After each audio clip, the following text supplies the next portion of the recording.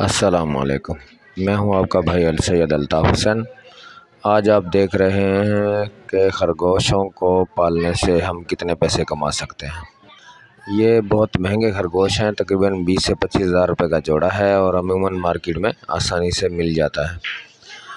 तो जब हम एक जोड़ा पाल लेंगे तो इसकी ब्रीडिंग भी बहुत ही ज़्यादा ब्रीडिंग है इसकी।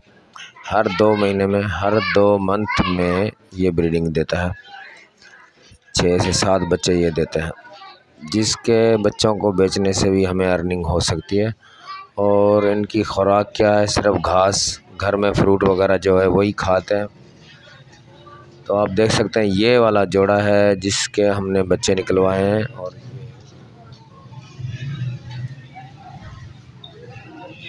और ये उसके बच्चे हैं। आप देख सकते हो ये बच्चे माशाल्लाह से बहुत अच्छे और बेहतरीन हैं और 3 मंथ के हैं।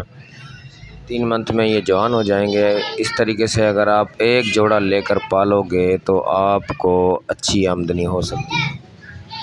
तो लिहाजा आप सब दोस्तों से रिक्वेस्ट है कि मेरे चैनल को सब्सक्राइब करें। Thank you. और आप को लाइक करें। आपका भाई सैयद अल्ताफ़ हुसैन। अल्लाह हाफ़िज़।